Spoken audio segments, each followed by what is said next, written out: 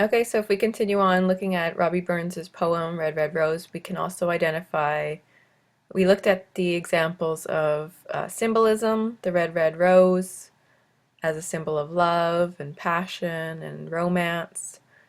Um, and then we can also look at similes, right? My love is like a melody, my love is like a rose, that are being used here. We can also think about hyperbole. So hyperbole is another big one that occurs repeatedly throughout this poem. In the second stanza we have an example. So we have our male speaker who is addressing his love interest. In this case it is my bonny lass. So he's addressing a woman, a lass, who is bonny or beautiful, and he's trying to convince her of his love. And he's saying, so deep in love am I, and I will love thee still, my dear, till all the seas gone dry. So he's saying, my love is so deep and vast that I will love you until even the oceans or seas dry up. So this is a hyperbole or an exaggeration because the seas are probably not going to go dry anytime soon. So he's saying this in an exaggerated way to say his love is eternal or everlasting and it's never going to change or die as long as the seas are still full of water.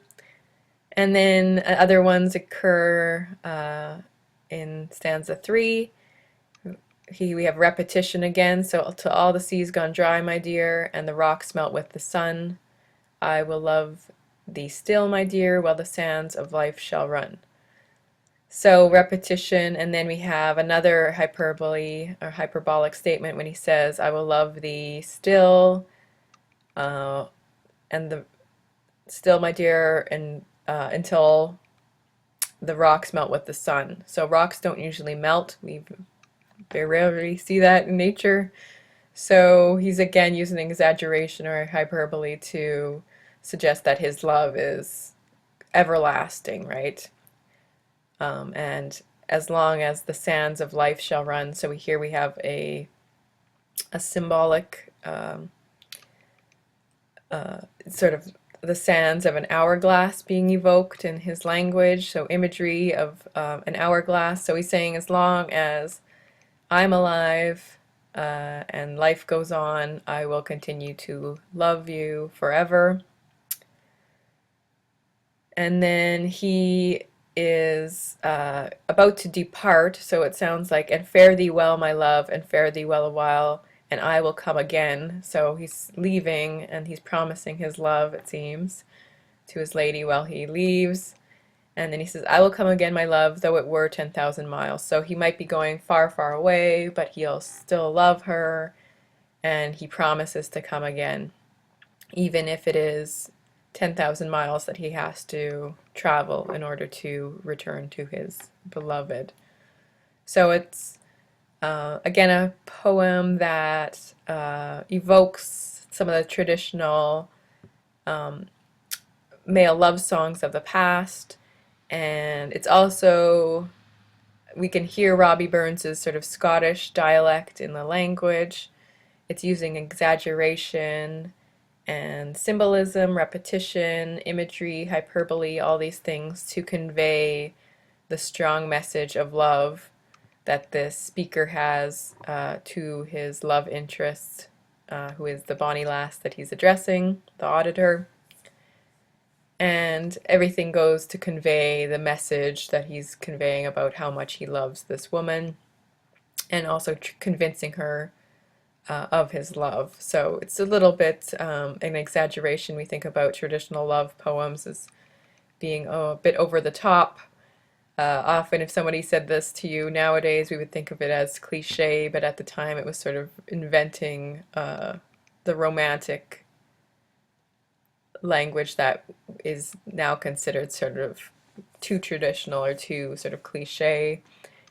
But it's still very much about sort of associating poetry with romance. Okay, so we're going to continue on with our love theme and look at a couple of different sonnets. And a sonnet is another sort of genre or type of poem that has a distinct structure. And you can identify a sonnet because it has 14 lines. And I would recommend sort of counting the lines of your poem once you see it and identifying what type it is if you can. But a sonnet usually has 14 lines, and they're most often about love. So those are two things that sort of give it away if it is a sonnet that you can use to identify it. And then a sonnet form, Shakespearean sonnets have 14 lines, and it's divided into an octave, so 8 lines, and then a sestet of 6 lines. And this division often sort of marks a change in the speaker's argument, and there's a distinct turn of thought that we can refer to as a volta. So that's the sort of poetic term that's used to describe this change or turn of thought that occurs within a sonnet. And words like but, then, or yet are used to identify this change in the speaker's argument. So if our poem or sonnet is 14 lines, this turn often always occurs on the 9th line. So after the first octave and then at the start of the sestet on the 9th line of the poem, we have a volta, and then the rest of the poem conveys the message or turn of thought of the speaker. So we're going to look at a couple of different examples. There's different types of sonnets. They originate in Italy with the poet Petrarch.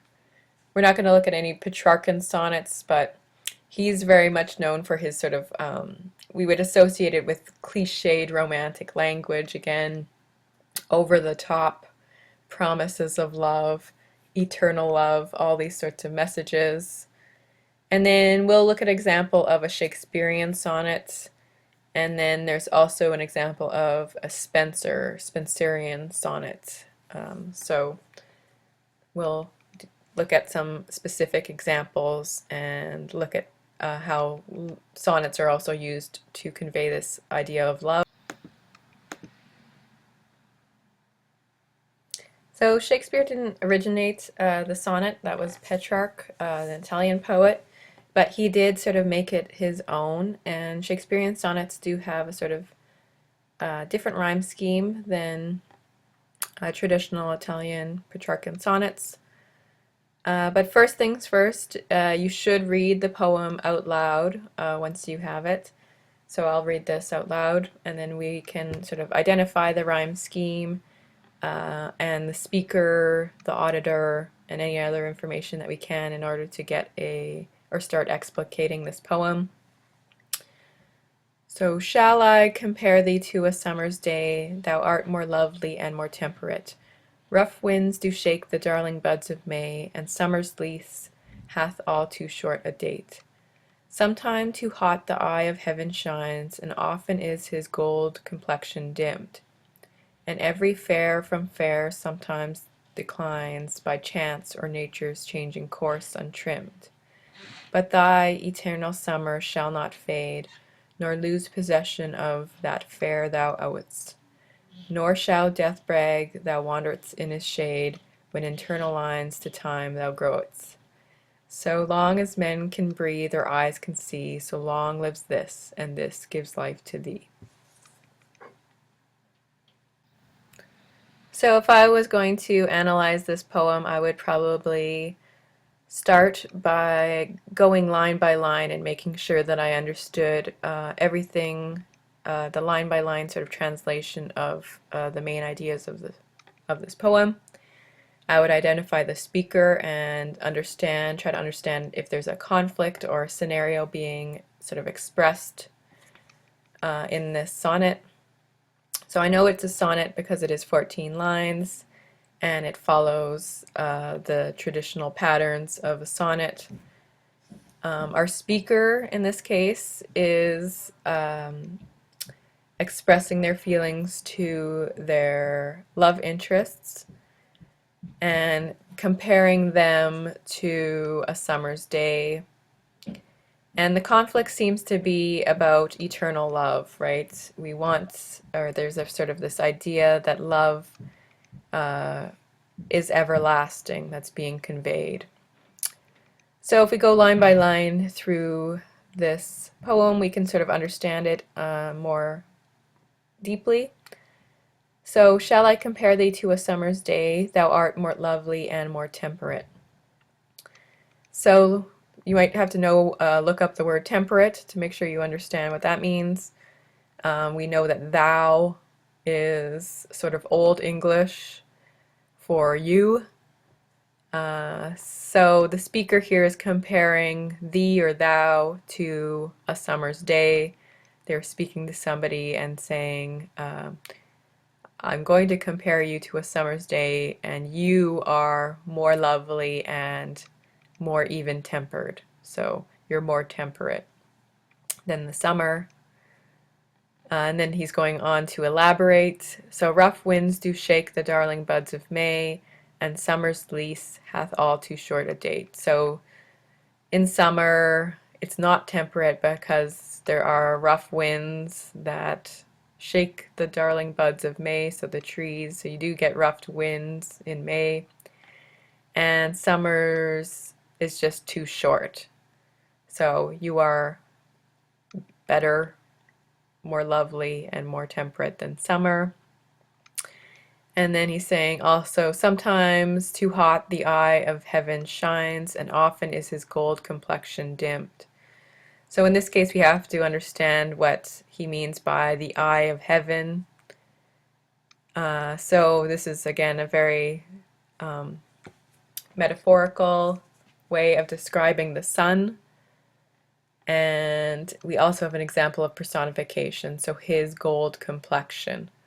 So sometimes the sun is too hot and it's often dimmed, so maybe there's a cloud that goes by that blocks the sunshine. So again, very sort of simple ideas being expressed, but the language is sophisticated and very much figurative. And then lines 7 and 8, and every fair from fair sometimes declines by chance or nature's changing course untrimmed. So here he's just saying every fair from fair sometimes declines. So everything fair and beautiful in nature changes or declines. It will eventually decay and die. And then he's saying, you're better than that.